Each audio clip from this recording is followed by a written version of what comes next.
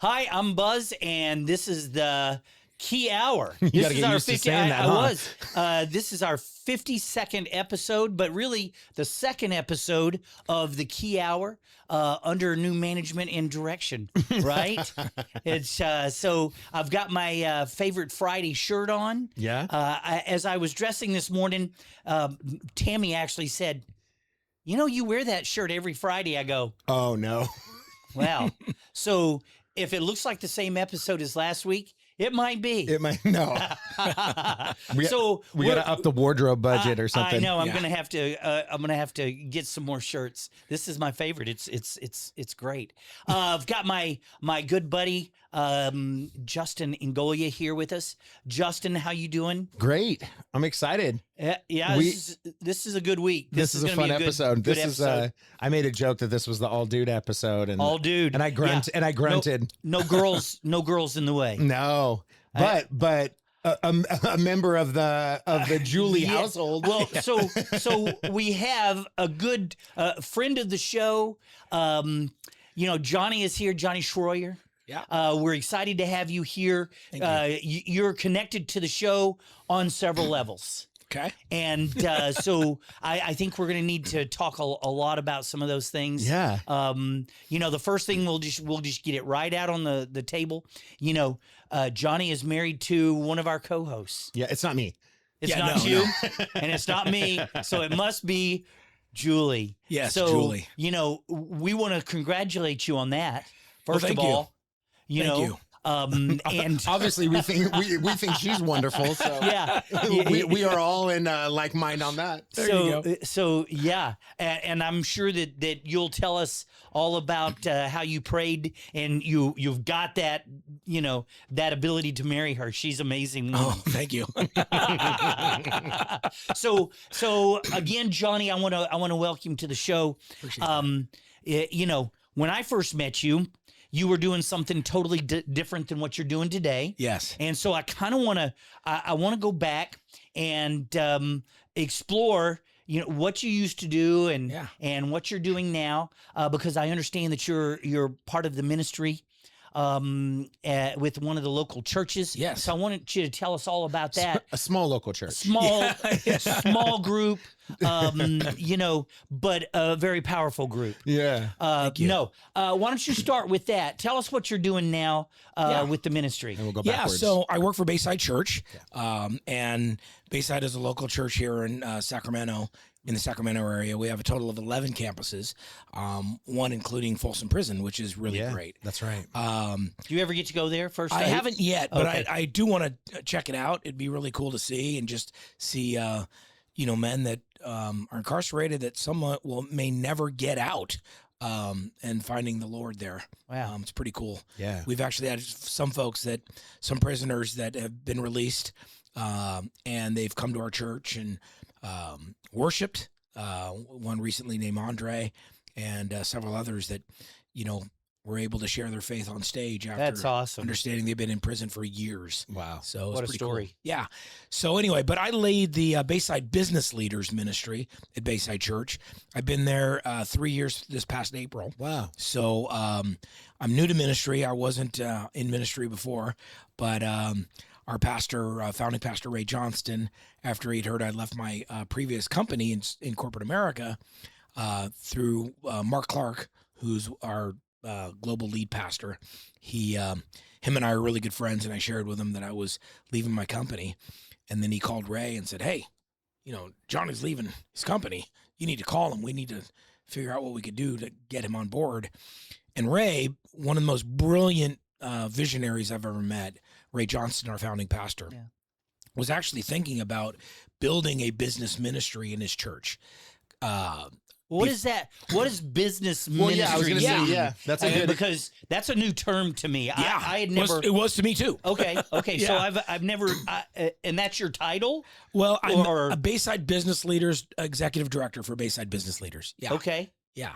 So tell us about what that encompasses. Yeah, so what that encompasses is that was what's really was interesting, because when Ray had called me and asked me if I would work for the church, I said, "Doing what?" Yeah. Do you know my background? No. I said, "Doing what?" He goes, "Lead my business ministry." I said, I didn't even know we had one. I've been going to your church for 25 years. He goes, we don't. I need you to build it. I'm like, oh. And one of the first things I said to him was, well, if this is about me going to different businesses and asking for money to support the church, I'm out. Yeah, You know, sure. I mean, I'm very dedicated to Bayside. I've been going there since 2001. And I do give to my church. I tithe to my church regularly. However, I wasn't the one. I didn't want to be the guy to just start going to all my friends like I'm selling Amway products or something, Yeah. right? Yeah, that's right. Going, hey, meet me. And he goes, no, that's not what it is. It is at all. And Ray came up with this slogan, and I think he just came right off the cuff because, I mean, that's how brilliant of a visionary he is. He goes, no, I want you to pour into the business community, because if the businesses are thriving in the community, the people in the community will be thriving. And that's what I want to do for our community with Bayside Church. I'm like, okay, I think I could sign on with that. I said, well, what does that look like? He goes, that's what I want you to help me build. Yeah. And so one of the things I did was I started talking to local business leaders that I know. I've been living here since 2001. And so I'm a member of Granite Bay Golf Club, know a lot of great, business leaders, business owners, high-level executives, and just literally met them for coffee or breakfast or lunch or even on the golf course going, hey, I'm starting to work for the church, and Ray's thinking about doing this business ministry or this program. What do you think? Do you think it's needed? And I didn't get one no. I got every single one that said yes. Even those don't go to church. I talk to people who go to church, go to Bayside, don't go to church. I don't know if they believe in God. They just, yes, I think it's really needed. And I said, okay, what would you like to see? Overwhelming at the time, this was in 2023, overwhelming response was family work-life balance. Yeah. And I said, oh, Absolutely. Okay, that makes sense. Absolutely. okay, that makes sense. And I had one guy actually tell me, a high-level executive in a company, said, Johnny, my wife and I are in our 50s. Our kids are out of the house. My wife and I are doing great together.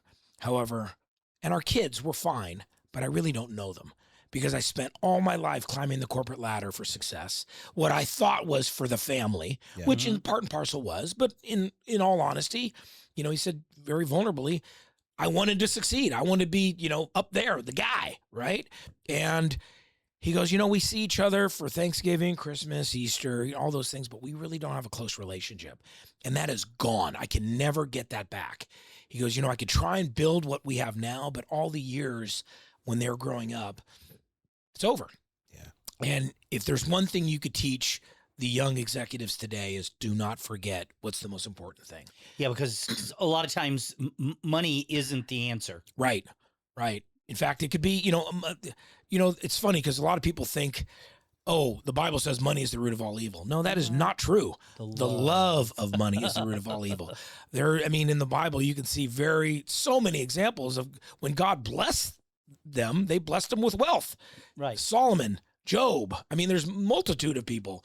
And the Bible talks about that if it's a gift for somebody that has a gift to make money, then he wants you to use that as your gifts, no matter what it is. And then you could bless others. You can bless the church. You can bless your community with that. So Absolutely. So many things you could do. yeah, 100%, 100%. Well, and I think your involvement and wanting to do that with the business leaders of the local area speaks to that too. You know, and like you said, hey, I'm not asking for money. I want to see what do we need as a group. And you have an ability, you have a group of people that you're linked to, and you said like, hey, what do you need from us? That's using those gifts, man. Thank you. Yeah. And it was interesting too, because it was definitely a shift in what I was doing. 30 years in corporate America. Right. My last role, I was a senior vice president for a Fortune 500 company. And I managed sales and operations for all of U.S. and Canada. So it was a pretty big role, right? And then all of a sudden, now I'm working for a church. I'm not the guy managing, having a company that has 15,000 employees. But I realized that maybe God has developed me and developed all my business skill sets to be where I am today. And it's been a fun ride because I will tell you, I get job offers even now. Recently, just a few weeks ago, a friend of mine called me and said, hey, I've been thinking about you. I want you to run my sales team, because that's part of what I used to do and, build California up and, grow this, give you a piece, the action, the whole 9 yards. I'm like, wow, very tempting. But for me, that's what it's not what it's about anymore. You know, I'm at that stage in my life that I realize there's so many more important things in life. You know, family. I just have a grandson, 6 months old, Hudson. Oh my God, that's just congratulations. Oh man, bro, that is it. It is. That right? is it. That is crazy unconditional love. Well, what was some, and we'll bring the name in. What are Yeah. some key?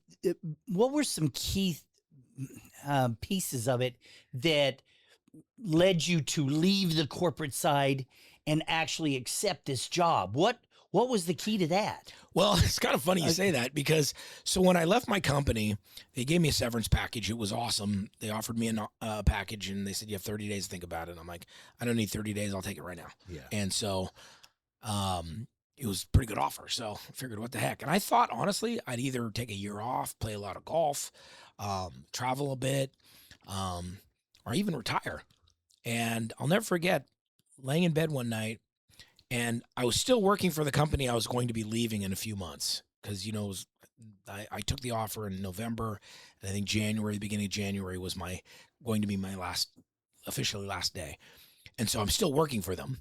And I started getting job offers because even though I was still working for them, people had heard I'm leaving, right? And I'll never forget, I'm laying in bed one night, and I said, you know, to Julie, and you all know Julie, I'm like, I don't know, something's telling me that I need to just pause. I have this big job offer that I'd be starting like in February 2024 at the time. And, you know, I'd be ending my position at Open Lane, Car Global, now called Open Lane, in early January. Give me a month to kind of have some fun and Some then downtime. Yeah, and then start. But I said, I don't know, God's just telling me to pause. And she's like, and I'm thinking she's going to go, what have you lost your mind? You idiot. You know, you can hear her say that, you idiot.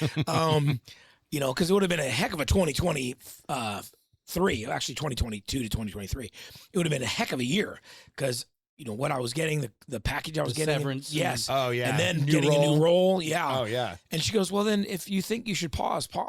I'm like, wow, that's not something you ever hear from her, is to slow down, right? Yeah, that's true. Yeah. So anyway, what ended up happening is I figured, okay, I'm just going to take some time off. Well, about 2 weeks into my retirement, I go downstairs. Julie's off to work already. It's in the morning. There's a note on the refrigerator, and I could tell, you know, it's her writing. It's from her, right? I walk up and I pull the note. It says, honey, vacuum upstairs, clean garage, reorganize your office, home office. I'm like, okay, I got to get a job. I got to get a job because this ain't what I was thinking about retirement. Honeydews. Honeydews, right? man. Yeah, pound sand on that, right? Yeah. So anyway, I'll never forget. She comes home. She goes, did you see my note? I said, yeah. Did you see the garage? Yeah, it wasn't done. I said, exactly. Yeah. Neither was the vacuuming and neither was the organizing. But I had a really good day at the golf range. Yeah, golf course. I watched some TV. Yeah. No, but anyway, yeah. So I realized, okay, I probably have to do something because I can't retire until she does because that's going to drive her nuts. Yeah. So anyway, ironically enough, was still getting offers. I'm thinking, okay, well, I'm just going to be picky. But then I decided I'm not going to get a job until after Bayside has this mission trip called Mexicali, Mexico. It's for all the high school students. And I've been going for the past 9-10 years, consistently, every year, consecutively. And I grew up going to that. Yeah. So I've always Really? gone. Yeah, in high school. And in fact, that was a prerequisite before Julie and I got married. I said, you got to go. Yeah. And she did. And she hasn't been since. But anyway, anyway, yeah. I don't know if they still get to do it, but I remember when they have these public showers. Now, obviously, they're enclosed. When I say public, it sounds open. Like a locker room. But it's like a locker room, but you had to pay to take a shower. I remember that. That was always one of I was always... What? Julie didn't enjoy that? Was it just too primitive for her? Yeah, probably. You know, she's great, but servant's heart, it might not be her strength. That's okay. That's all right. We all have our gifts, man. We all have our 100%. gifts. Yeah, she does in some ways, but We can edit that out. yeah. Please don't. But anyway, You got to clean the garage, though. Yeah. He'll be in there cleaning up going, I'm sorry, honey, I'm sorry. yeah, exactly. Just don't watch the podcast. Yeah. But anyway, no, but in all seriousness, I said, okay, we go to Mexicali right before Easter. I'm not going to take anything until after that because I don't want to have to worry about a new role, what have you. And I made that commitment to myself, right? ironically enough, I got a pretty big offer in February. And they said, you need to start like mid-March. And it was a big role. I mean, a big role with a, Fortune 100 company as a senior leader. And I said, look, I really don't want to start until after this date. I couldn't remember the date, but I can't remember the date now, but yeah. And I explained why, because when you go to Mexicali, Justin, there's no signal, there's nothing. And I didn't want to be in a senior leadership role for a month and all of a sudden I'm out of pocket, literally not even accessible. Just bad optics, right? It wasn't good. That wouldn't have been good leadership. 100%. So they said, no, we need you to start before that. I said, well, then I got to step down from the job. And I'll never forget, or step down from the offer. And I'll never forget, wow, that was pretty gutsy for me to do that. But I made a commitment to myself, made a commitment to God. I'm going to be totally focused on this. Well, shortly thereafter, that's when Ray had given me a call and asked if I'd want to work for him. I said, well, that kind of sounds pretty cool. And we ended up talking, and obviously it's a lot less than I used to make, but it wasn't about the money anymore to me, right? So it is kind of funny because I'll never forget the day before I had the offer, Ray had called me and said, hey, let's come to my office. I'd like to chat with you. And he was flying out of town the next morning, so he wasn't going to be there when I was signing my papers. He goes, before I fly out of town, and I've known Ray for a long time, and he goes, is everything... we good? I'm like, yeah, if the contract says what it is, I haven't seen it yet. And he goes, okay, well, we'll make sure you see it before you come in. And he goes, well, have you had any other job offers? I said, well, actually there is one in my inbox right now. It was another one. And he goes, well, can I ask, why haven't you taken it? I said, well, because I want to make sure what you're offering me is, I'm a business guy, right? Yeah. And he asked, well, do you mind if I ask you what it is? And I told him what it is. And he asked what the salary was and all the, the benefits. And he looked at me and goes, we can't come close to that. I said, no, I know you can't. But I want you to know the reason why I even shared this with you when you asked me is because I know two things. I'm not doing this for the money. I want you to be reassured of that, because he knew I was a high-level executive, and he's paying me 25% of what I was making, right? And I go, so I want you to know I'm not doing this for the money, and I also know my worth. And he goes, okay. And next morning, went to HR, looked at the contract. He was on Zoom during the process and signed the paperwork, and the rest is history. So, wow. Yeah. And as you're telling the story, I'm hearing this saying or passage. It's not necessarily from the Bible, but it's about these kinds of things where it talks about that, God doesn't necessarily make you brave. He puts you in situations where you can rise up and be brave. Sure. Or he doesn't make you bold. He gives you life experiences where and you moments can to be bold. Yes. And so there's a whole trail of those kinds of thoughts. And what you were doing was bold by not accepting these offers. Yeah. You kind of already knew where you wanted your life to head. Yeah. And so I think that was maybe God giving you those opportunities to show how bold you could be and how much you could show your commitment to your other thoughts. Yeah, it was kind of cool too, because literally I'd signed the contract and less than a week later I got another job offer. Yeah. And I'll never forget, I was actually in my office and I'm on the phone and I'm on speakerphone. And my buddy John Harris, who works at Bayside too, he's the president of our Thrive College and does a bunch of other parts of our ministry. Amazing guy. He's in my office and he says, come on in. I'm on speakerphone and this gentleman's making me offer. He goes, Johnny, it's your job. You name the price. And John goes, tell him you want $1 million. I'm like, I'm on speakerphone. I'll never forget that. But anyway, and it just gave me reinforcement that, you know what, God has me on this journey, and who knows how long it's going to be, but sure. I enjoy doing it. And what we did with the ministry, because like I said, it was grassroots. We never had one. It didn't exist at Bayside until I came over. And like I said, love Ray's vision, he just sees it's a gift he has that God has given him. That's why this church has exploded to 11 campuses. And he does it humbly and with just loves the Lord. He's just an amazing man. Well, and I think one of the things that I think resonates a lot with me of what you guys are doing and attempting to do is impact the community. Yeah. Right? And see the community thrive. And I think that speaks a lot to the mindset and the culture that obviously Ray's, created. Yeah. But it is more the importance of giving back and impacting the lives of people not only around you, but the people that come through those doors. And it's not necessarily growing the campuses. It's not necessarily trying to become the largest church or have the biggest worship album. It's like, hey, what are the ways that we can impact people? Not necessarily for the Lord, but because of the Lord. Yeah. You know what I mean? Where 100%. It's you're doing the right thing by impacting it and having and empowering people around you. Yeah. And doing that by investing. And I just think that's huge. And there's definitely a need in all communities for community, for the understanding of work-life balance, understanding the importance and just the mentorship, basically. I've grown up in church my whole life. Yeah. And I've always seen men's groups, but never necessarily there's businessmen in those men's groups, right? Yeah. But never a group of businessmen that are coming together to say, hey, how can we impact each other? How can we mentor each other? And it's important. This brings up a question. Yeah. Because you had mentioned this before, this work-life balance and everything. So if you could describe the I'm going to say it again, the key components of what you're building with this ministry. Yeah. Like you said, work-life balance. What would be like the top 3 things that this group attempts to work on?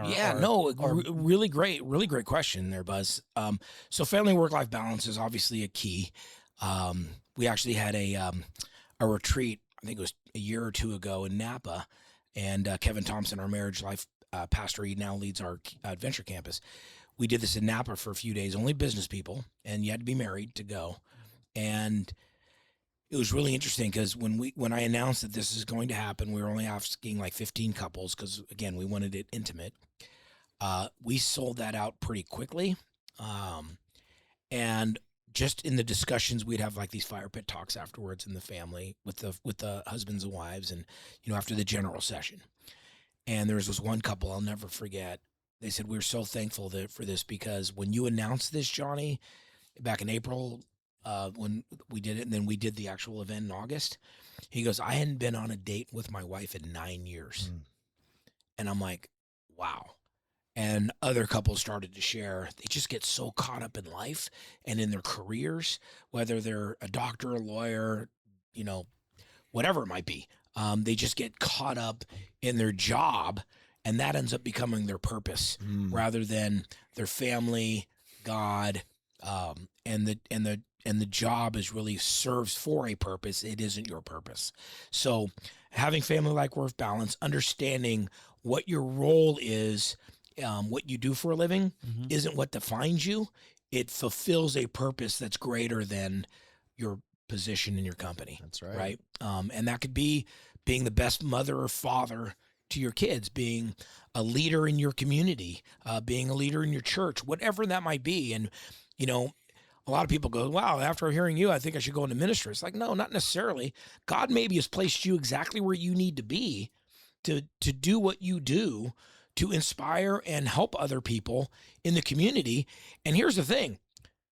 Part of the business ministry that we have, Bayside Business Leaders, is not just the family work-life balance, but leading your organization or being an employee in your organization as a Christian man or woman by your behaviors, by your actions. Because, you know as well as I do, there's a lot of people out there that claim to be Christian, and they are not living to that, and really just blasphemous, if you will, to how they respond to the community, how they do their job, how they do business with others, and it's a real negative. How they treat their employees, how they treat their employees, how they treat their clients, how they cheat on their taxes, whatever it might be. So demonstrating. Oh, bring that up. Why don't?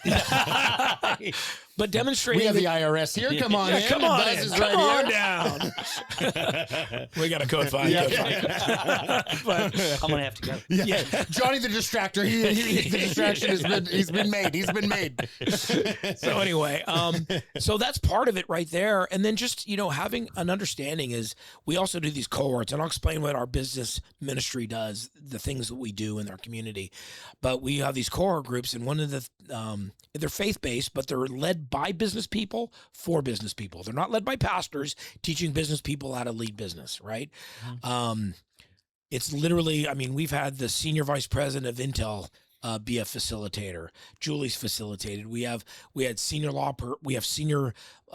partners at law firms, presidents of electronics companies that are leading these cohort groups for other business people. Because to your point, Justin, you talked about how there's a lot of small groups in churches and what have you. Yeah. But when you network with like-minded professionals, that does something not only for your community, but for your business, because now you can kind of bounce ideas off. That's part of the reason you guys have podcasts, right? Yeah, sure. To help bounce off ideas and share what ideas. We're doing, yeah. Yeah. So we do that, but have a faith component around it. But in the sense of, what if God was your CEO and you woke up every morning and you allowed, you thought of it from that perspective? How would you lead your business? How would you lead your employees? How would you handle your customers? Because think about it. If you're Christ-like with your customers or your clients, it's a lot different sometimes. I'm sure you've had clients that have been pretty disrespectful, right? Sure. Yeah. And, how do you respond to that? Do you respond in like, or do you respond in Christ-like? Well, it's funny that you say that, because we have a friend of the podcast, Aaron Rawls, and I got to spend some time with him this week, and he's got one of my favorite sayings, and it's lose a dollar, gain a friend. Yeah. And it's this idea of, it's not always about the money. Right. It's like, I'd rather lose a little bit of money and gain a friend, help somebody out. And I think when you're around a community of people that are like, hey, it's not all about the money. It's about how are we being impactful or empowering each other. I think that's huge. And I don't want to transition away from this, because I like this conversation, but I think this is a really good example and a good time to bring up the September 3rd event, because there was a key component in that, with it being not so much focused on faith, and how you guys are opening up that to the business community. Yeah, so exactly right. So we do these roundtable events. Thanks for bringing that up, Justin. So one of the things as I started to build this, I'm like, well, what if I started doing like business roundtables?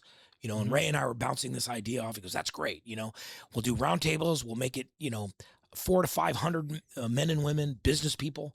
That's going to be one big table.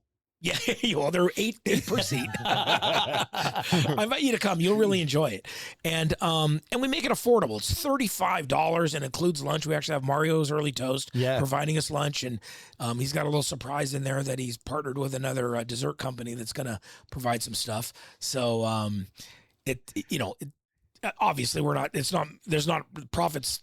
Not in this equation, you're not making profit. Yeah. It's covering the costs. It's covering costs. Yeah, our hard costs. So anyway, we have this event September 3rd, and we've done since 2023. This will be our 11th or our 12th, and we've sold out every single one. And again, they're business people, and I will tell you, because I run the data analytics on it, 42% of the people that go to Bayside's roundtable events don't attend church. They don't go to Bayside. They're seeing value in what we're providing for them. So for this one, we have September 3rd from 12 to 2 p.m. And I'll just kind of give you a little insider. We actually go 12 to 1:30 because I like to under-promise, over-deliver for our business people. Yeah.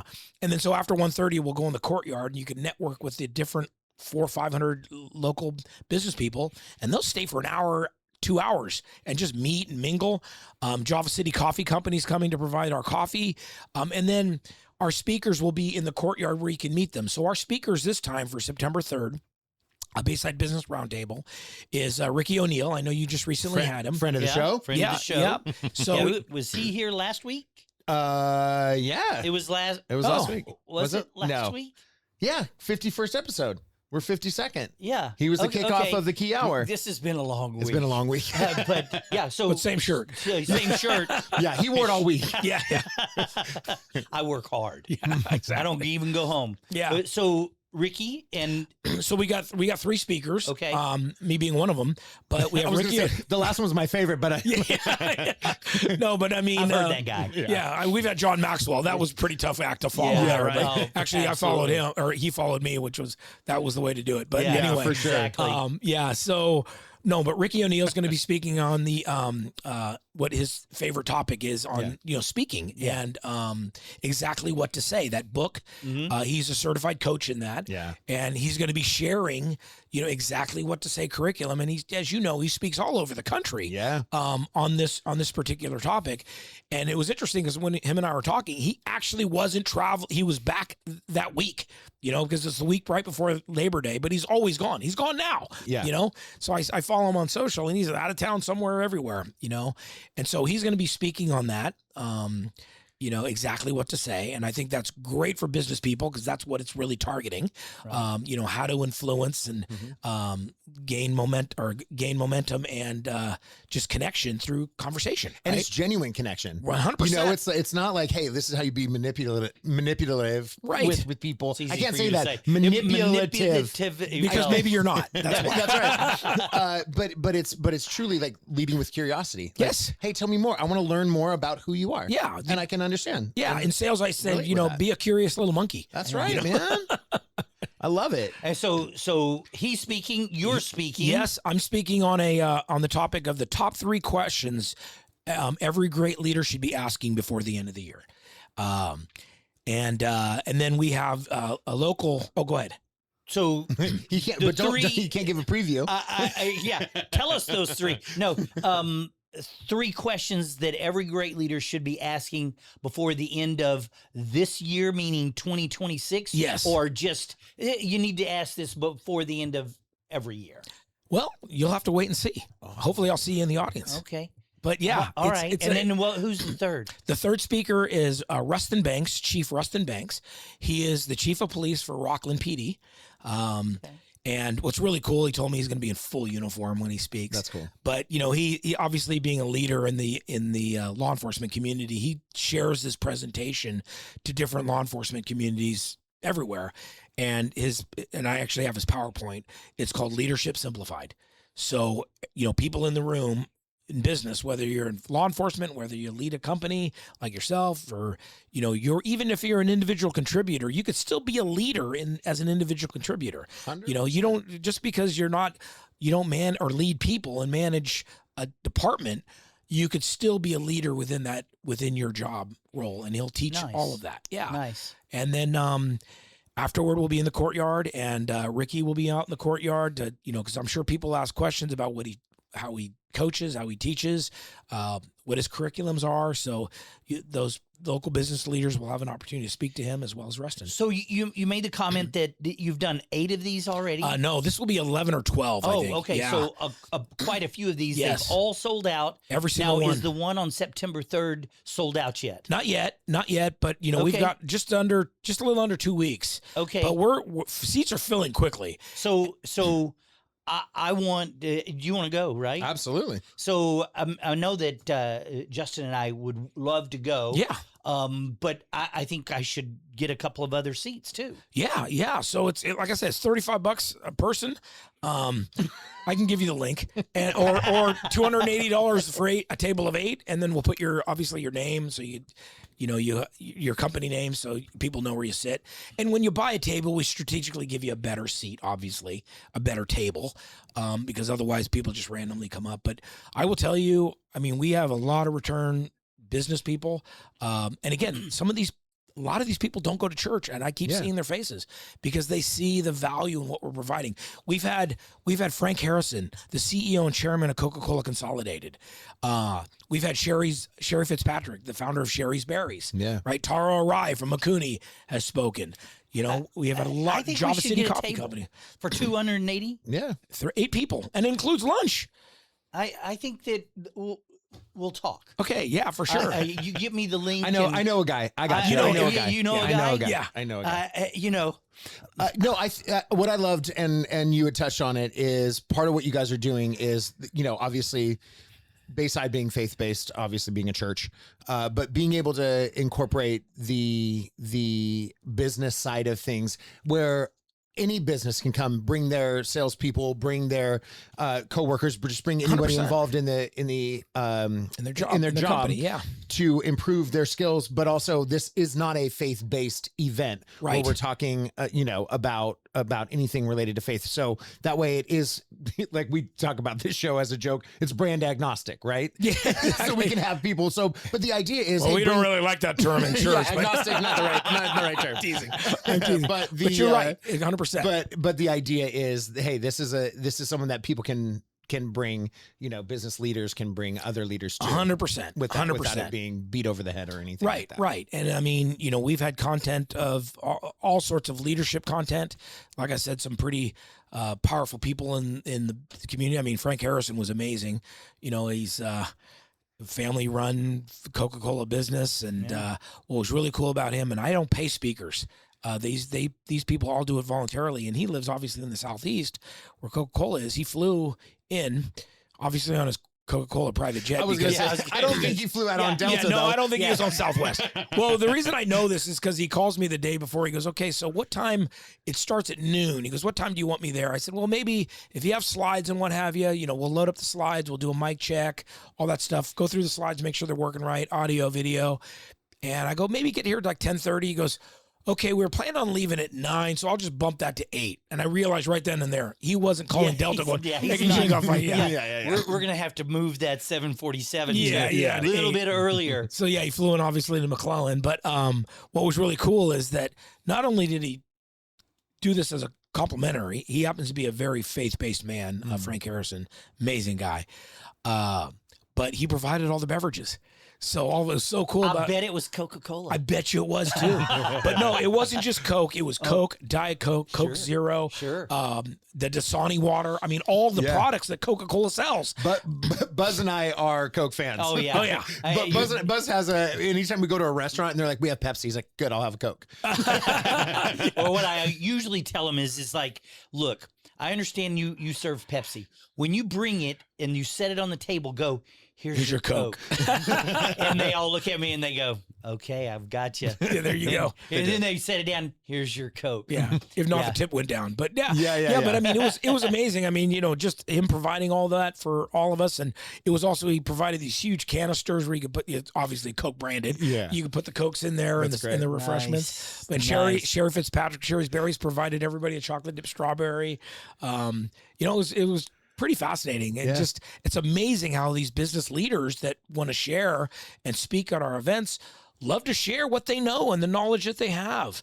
And I think it's a platform that, think about it, we really don't have that unless you're paying some just a large, huge amount of money to go to an event at Golden One for $500 and getting basically the same content for $35, including lunch. Yeah. So, exactly. Yeah.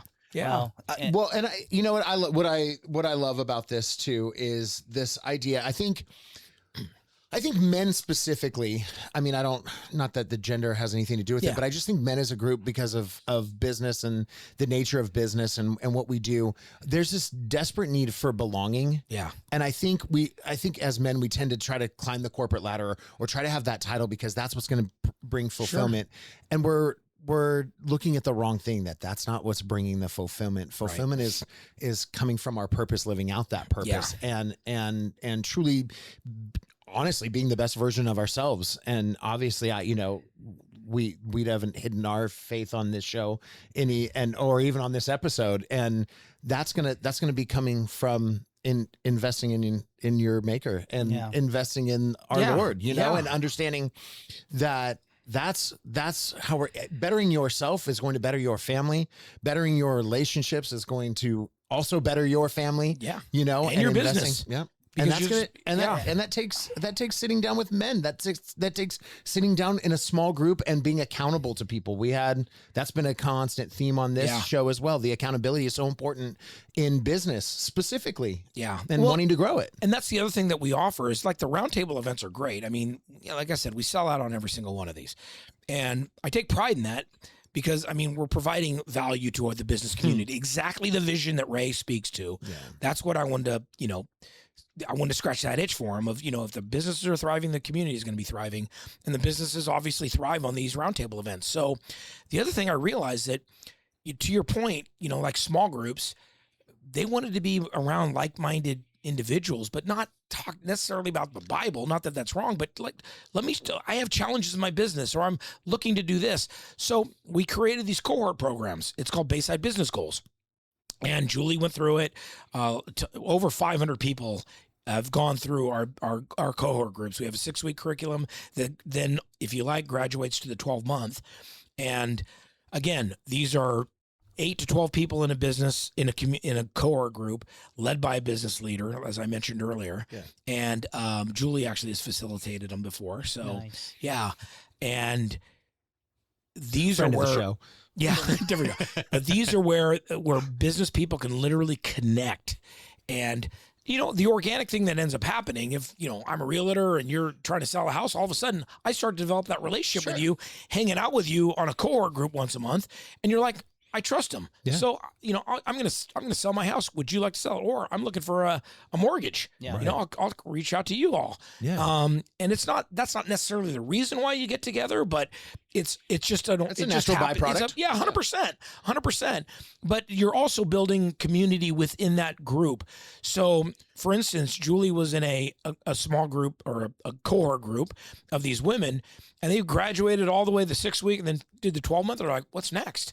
So they continued this curriculum, and maybe Julie has talked about it before. She hasn't. Okay, so we're going to ask her next week. Yeah, for sure. I'll have to ask her why she hasn't. But anyway, it's called Women of Vision, and they meet once a month at the Bayside offices, and it's only women. And this has started off with just 5 of them that were in their group together, and it's grown to 40, 50 women every month getting together. Only women could participate. Like, they can have men speakers. It's an hour and a half. It's free. There's no charge.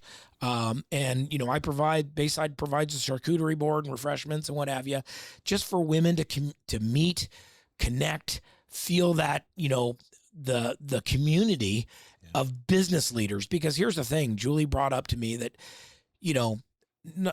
not to sound stereotypical, but if you think about it, a lot of times women are leaders in their organization. Mm-hmm. They run organizations, or they lead a huge team. They come home and now they're the wife, they're the mother, and it's a different dynamic from the husband. And so they have to have community as well. Yeah. So we all need community. Yeah, 100%. So these group of women decided to do this, and it's just exploded. Yeah. And that was a byproduct of the Bayside Business Leaders Ministry that I never would have thought of. No. You know? And it's just been a successful ministry that's been going on, and it's been amazing. Being part of the church, mm-hmm. And in a leadership role right now, mm-hmm. do you see that the church roles, and I'm talking about number of people participating, do you see that increasing lately? Because I have this feeling, and it's just been, you watch all the things that are going on in the world today and in the country. And, I think that people of faith are searching for, well, I think everybody is searching for something bigger, something better. They're looking for leadership. I think that people are there's such a vacuum and such horrible things going on. Yes. That, that old line, I think that right now they would crawl across the desert in search of it. Yes. And unfortunately, they find it in other things. And so I see a lot of people returning back to the church. Oh my, it's so funny you say that, because our church attendance is at record highs, especially, post-COVID, been record highs. And this is a true story. So obviously the tragedy of Charlie Kirk being killed, what was it, last year, right? Yeah. So 2 weeks before my roundtable event, I was having one, and he was assassinated 2 weeks prior to that. I'm at Granite Bay Golf Club. 2 business people that don't attend Bayside. I've known them. I've gone on vacations with families with them, and golf trips, of course. But they came up to me, and they know now I work at the church, and they walked up to mutually and they said, Johnny, can you tell me more about Bayside Church? And I said, well, yeah, what do you mean? He goes, well, that whole thing that happened to Charlie Kirk, like last week, it just jarred me, and it just made me realize there's just a lot of evil in this world. And it's growing. And it's growing. And, I kind of feel lost. And this is a massively successful business person that works for a big tech company. And the other gentleman who was with him is successful in his own right as a business owner. I said, well, sure, I could tell you more about Bayside Church. We're a conservative, Bible-believing church and what have you. I said, you should come sometime. He goes, well, I don't know if I'm ready to walk into your church yet, but I'll go to your Roundtable event. When is that again? And I said, well, it's actually like in a week. Gave him the link. They both literally signed up right on the spot because you can do it right on your phone. And it made me realize, because we don't talk about faith at our Roundtable events. And we still don't. However, what I decided I was going to do at that event, at the close, literally I'm closing. All the speakers have spoke. I'm about to dismiss everybody in the courtyard to meet and greet the speakers and just kind of connect with other business people. I said, there's a couple business people in this room. I didn't shout out their names, but they're sitting right there. And that guy and that guy. I'm not mentioning names. But I said, they had questions because obviously the whole situation with Charlie Kirk. And I'm not here to talk about political, agendas. I'm not here to try and solicit our church. But they asked questions about our church because they were confused. They're going, wow, there's a lot of evil in this world. There's got to be something better, right? And they asked about the church, and I figured, and they were hurting. I was hurting when that happened. I mean, that was tragic. Yeah. Tragic. And I said, if these two business people in this room are having questions and are hurting, I'm guessing another 498 people in this room, there's some of you that are feeling that same thing. So what we're going to do after, when you exit, you'll have our speakers there, you'll have our coffee, sponsors, etc. We're also going to have a table. If you want to go over and just meet one of our pastors, if you have questions about our church, or if you just need prayer during this season, maybe it's in your family, maybe it's over the situation, maybe it's for you, maybe it's for your business. If you just need prayer, just go over there. No, you don't have to. You just one of these booths, So I go in the courtyard right afterward too, and I'm shaking hands and all that, what have you. So I wasn't even paying attention. So I reach out to the person the next day. I said, hey, how was that? Was that a success? I mean, or did it land, or do I need to do it next time? And the woman goes, Johnny, we had over an hour wait of people asking for prayer. I'm like, are you kidding me? And if you think about it, most likely these weren't people at Bayside, because Bayside knows if they need prayer, they'll just talk to, someone here. They don't need to go to some rando, event. And wait an hour. Yeah. And they waited. I'm like, this is insane. I said, okay, I'm doing this every time. So the last one, so the last one we just had, I decided, okay, because it was an hour wait with one person, we had a pastor. So we had Matt Golab. He's one of our pastors at Bayside. I'm in his 40s. And then I had two business people actually do prayer as well. Cool. And I announced, hey, there's, this person, Pastor Golab, and then two people, business people. I mentioned what their businesses are. They're out there if you need prayer, questions about church, what, yada, yada, yada. Matt calls me like at 5:00 that afternoon. He goes, we finished like a half an hour ago, and we dismiss it 1:45, right? Wow. I'm like, what? He goes, yeah, there was an hour and a half of prayer. We prayed for over an hour and a half. Now remember, there's 3 people praying, not just one. Yeah. And I'm like, wow, there's impact that is happening. And whether they go to Bayside or not, we want them to find Jesus. So it's not about, we need you to be a participant and a parishioner of Bayside. We want you to find Christ. And if you go to another church, you go to another church, you're going to find Jesus. But anyway, it just made me realize that there's something deeper about Bayside Business Leaders. We offer content, and we offer business solutions and curriculum and principles that bring value. And there's a percentage of those people that are probably looking for something deeper. And if they want to, they can walk over to that section and ask for that afterward. Not part of the curriculum, not part of the program. It's just there if you need it. And I offered that, and it's been massively successful. Yeah. Crazy, isn't it? Yeah. It's funny. I was going to ask you one of the questions before you started chatting, and I was going to be like, hey, what's one of the most impactful things that you've you've been involved in, and I would say that's pretty impactful. Well, one of the things was really impactful. Let's just you're going to wrap a bow on it on Sunday, is that there's a woman who went to our cohort groups that we talked about. She went to a roundtable event August of 2024. Never been to church before, never been to our church. She was invited to come to one of these roundtable events, a senior partner at a law firm. Okay. Barely speaks English. She's Chinese. Okay. And she ended up going. She heard about the cohort groups because we announced that these are starting X day, and we're launching them again. We're going to launch them again in September. She ends up signing up for it because, it's business people led by business people. And so she ended up signing up for it. And at the end of the year, we had this dinner for the facilitators, and she ended up actually wanting to facilitate. And by the way, these facilitators do it on their own dime. They don't, I don't pay them. They see value in sharing to the business community. To your point, they have that desire to be connected with local business people. So I see her at this event. She walks up to me. We're at a friend's house, and she goes, "Johnny, I want to thank you for doing this business ministry." I said, "Oh, you're welcome. I appreciate you volunteering." She goes, "Well, I want you to understand that when I first walked into church, that earlier that year, I was a Buddhist. Didn't believe in your God." But she goes, "But 2 weeks ago, I gave my life to Christ." Wow. I'm like, "What?" I mean, that's insane, right? I never poured into this woman. I never did, try to disciple her in any way, shape, or form directly. So, and then she went on to say, "My husband's not a believer. I'm trying to get him to church. Hopefully that will, you'll see me in my transition and transformation and what have you." Well, this past Sunday, literally this past Sunday, I'm at church. Her name's Lisa. She comes walking up to me and she goes, "Johnny, I want you to know something." She goes, "When are you going to start the cohort groups again?" I said, "We're actually starting them up next month." She goes, "I want to introduce you to somebody.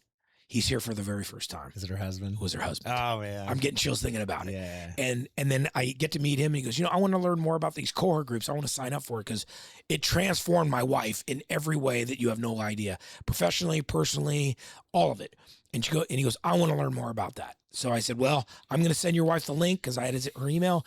I'll send her the links, and the rest is history." So crazy. That's awesome. That is, and I do have that feeling that people are searching. Yeah. And they're looking for answers, to the mess that we've got going on out there. Oh, man, it's crazy. And I'll share this, and I know that we're gonna have to wrap this up pretty quickly, which is a shame. But I told this story before, is that I was raised in the church. I actually lived at a church camp when I was going to college in the summers. I worked at a church camp and and all of that. I moved out here and it moved away from really going to church on a weekly basis and that never forgetting my roots and that kind of stuff. And I was recently, about a year ago, back home. I grew up in the Dallas area and was with a bunch of my friends, guys that we went to college together, fraternity together, and a bunch of us went to dinner.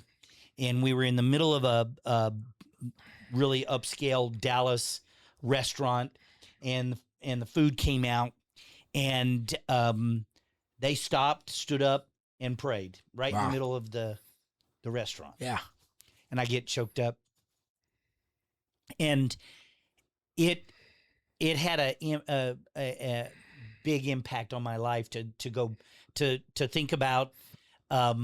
This is what I've been missing. Yeah. And so you even said that whole restaurant stopped. Yeah. Oh, the whole restaurant. There was it was a busy bar and restaurant, and the restaurant just went dead silent. Right. To see, it was a table. I think we had either 12 or 14 couples, and to see them all stand up and pray and then sit back down and go about, laughing and having a great time. It made such an impact. And, I'm going to do a table at your event. Yeah. That'd be great. And, we usually do a whole bunch of stuff here. I know that we're, needing to kind of wrap this up. Did you have anything that you wanted to? No, the only thing I would say is how can we encourage people to get involved? How do we register? How do we get in touch with you guys? So you know, I am available for anybody. In fact, I meet with business people all the time. Sometimes it's about business, sometimes about sharing ideas, sometimes about helping with their business. A lot of times about pastoring, and I had no idea that was going to happen. I've literally on your bingo card. I'm like, whoa, I'm on a PIP, pastor in progress, Yeah. But I mean, all of a sudden these men are coming to me going, hey, I'm leading my business successfully, but I'm dealing with, an addiction. I'm dealing with depression. I'm dealing with infidelity, and I don't know how to handle this. And I'm like, holy cow. I mean, all of a sudden God put me in this position to help these business leaders that on the outside look super successful, but they're a disaster at home, and they want that to change because they're living a double life. And that's part of my role, which I wouldn't even have thought of when I first took the job. No. But anyway, to answer your question, as you can see, I get excited about it. But to answer your question, if you're living purpose, man. Yes, that's there you okay. go, bro. You're That's good. it. You're good. That's it. The why, right? Yeah. Simon Sinek, know your why.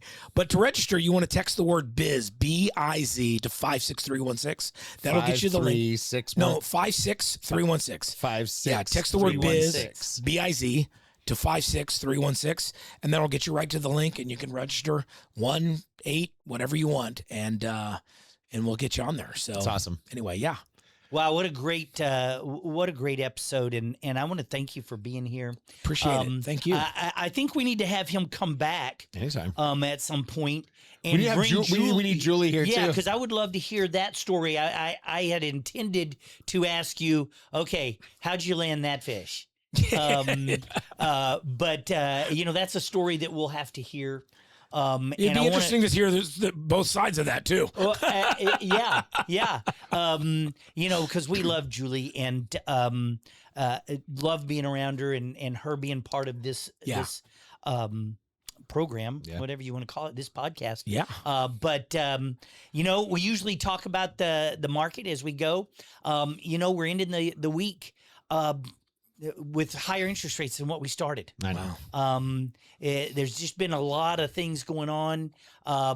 We did a Two Mortgage Guys yesterday. Look for that.